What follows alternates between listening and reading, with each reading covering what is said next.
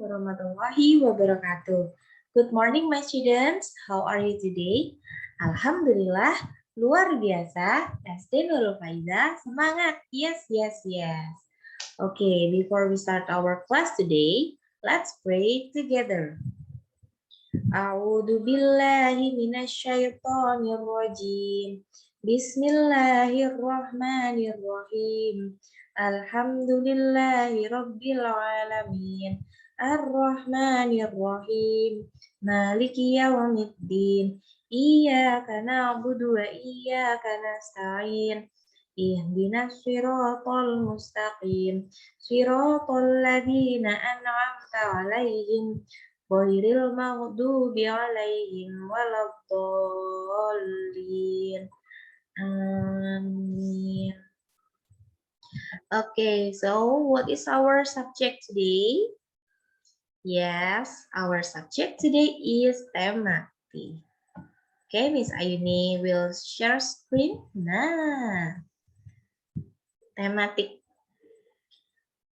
Seperti biasanya, kita diminta untuk mencari gagasan pokoknya dan juga gagasan pendukung. Hari ini waktunya mengambil buku ya, jadi nanti bisa kalian buat untuk praktek di rumah. Oke. Nah, di halaman 75 ini ada teks, ada sebuah cerita.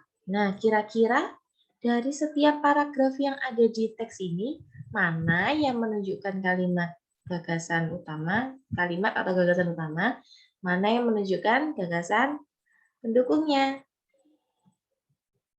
Nah, ini bisa kalian buat untuk latihan di rumah. Yang jelas, nah ini. Bacalah setiap paragraf dan tulislah gagasan pokok dan gagasan pendukungnya pada diagram yang telah disediakan. Nah, di sini ada tempat untuk menulis gagasan pendukungnya apa, gagasan pokoknya apa, jika kalian ingin berlatih di rumah. Nah, misalnya ini ingatkan lagi, gagasan pokok itu adalah inti dari sebuah paragraf. Dan letaknya bisa di awal, bisa di akhir. Jadi nggak selalu harus di awal ya, bisa juga di akhir. Kalau gagasan pendukung atau kalimat pendukung adalah kalimat yang menjelaskan. Oke, kalimat itu menjelaskan tentang kalimat utamanya atau gagasan pokoknya. Oke, sampai sini bisa dipahami ya. Good. Oke, kita lanjutkan lagi.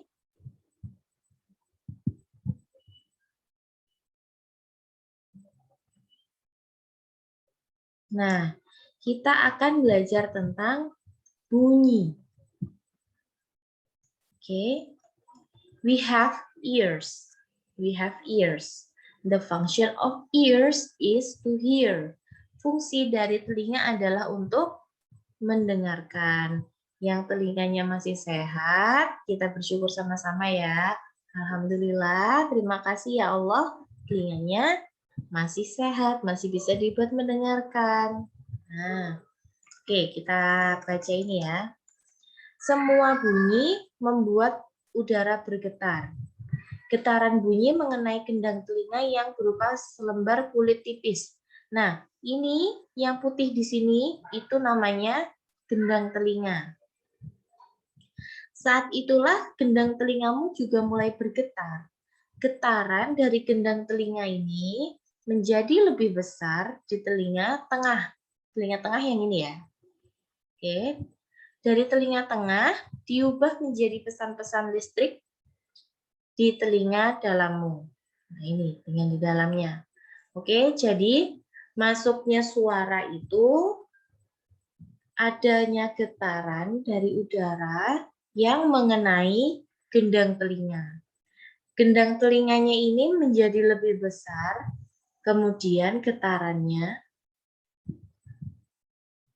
mengenai apa yang namanya telinga dalam, ya telinga tengah, mengenai telinga tengah. Dari telinga tengah diubah menjadi pesan-pesan listrik di telinga dalam. Nah, jadi ada urutannya ya. Gimana ceritanya atau langkah-langkahnya kok kita bisa mendengarkan kok kita bisa mendengar bunyi? Nah, ini tadi ya. Apakah kamu pernah mengalami gangguan indera pendengar?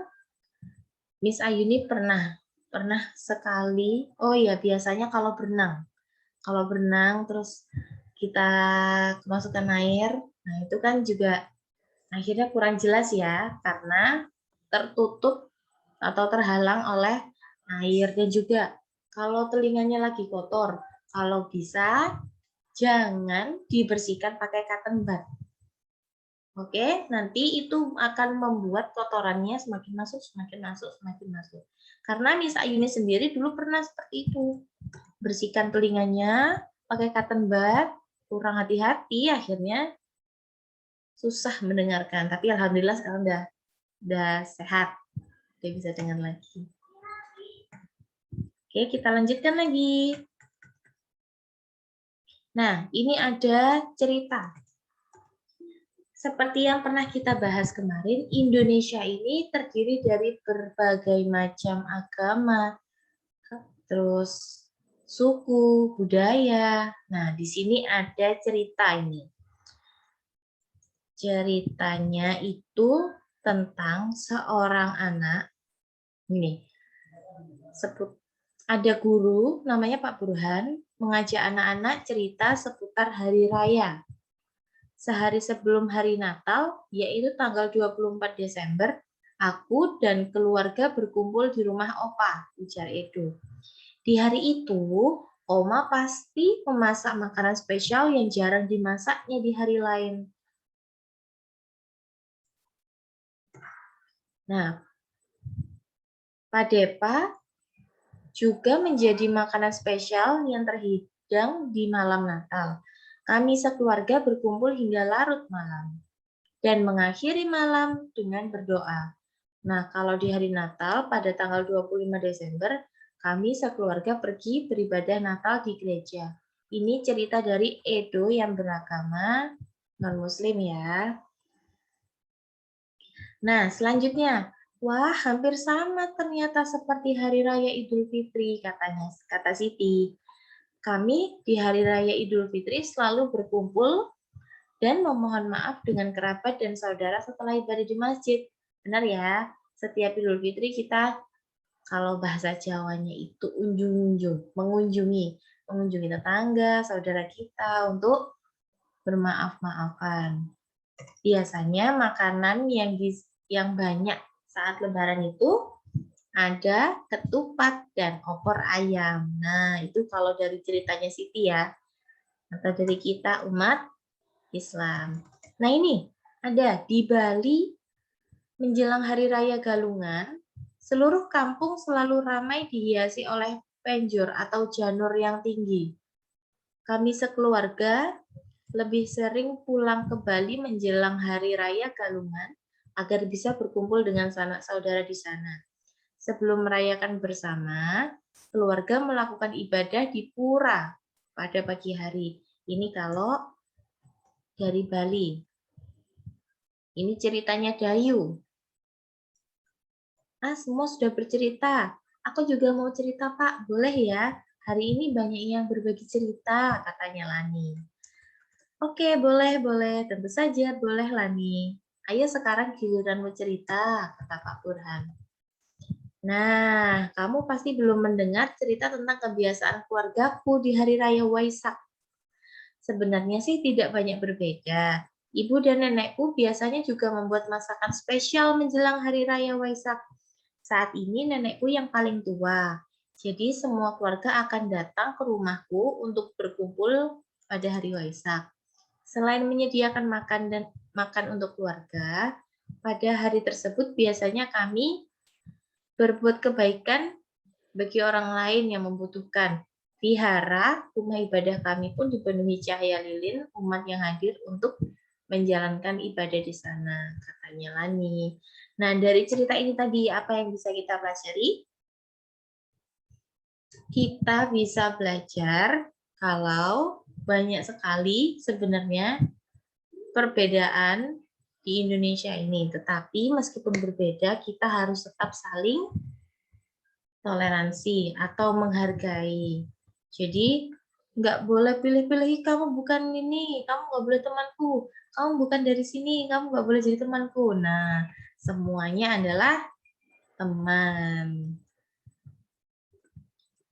Bagaimana sikapmu jika kamu bermain dengan teman yang berbeda? Gimana sikap kalian kalau kalian punya teman yang berbeda dari kalian? Ya tetap tidak boleh mengejek, harus saling menghargai. Harus tetap terus berbuat baik. Oke, kita lanjutkan. Nah, masuk ke pembelajaran 2. Tong sampah, gotong royong. Nah, kalau cerita ini itu tentang gotong royong. Gotong royong ini salah satu contoh sikap apa di mesinnya? Ya, sikap menjaga persatuan dan kesatuan. Coba kita lihat di sini. Ada yang menyapu, ada yang mengambil sampah, ada yang membetulkan tempat sampahnya juga, dibersihkan, dicat gitu ya. Ini adalah contoh gotong royong. Nah ini. Warga bekerja sejak pagi gotong royong menyiapkan tempat sampah baru. Udin, Siti, dan Edo membantu Pak Ismail dan beberapa warga lain menganyam bilah-bilah bambu menjadi keranjang sampah. Keranjang ini akan menjadi tempat sampah kebun, daun-daun kering, batang, dan pohon yang berjatuhan di bawah pohon. Lani memilih untuk membantu warga yang memoleskan cat dasar putih pada ember dan drum bekas. Nah, dari kegiatan bergotong royong ini, apa yang bisa kita pelajari? Kalau kita suka bergotong royong, akhirnya pekerjaan terasa ringan. Pekerjaan juga bisa cepat selesai. Kita dengan tetangga atau dengan teman juga bisa akur karena gotong royong. Nah, ini ya, awalnya seperti ini. Karena kita bergotong royong, jadinya cantik. Tempat sampahnya cantik, ada embernya juga, ada tempat sampah untuk sampah keringnya. Nah, ini adalah manfaat gotong royong. Jadi semuanya bisa lebih cepat selesai. Oke.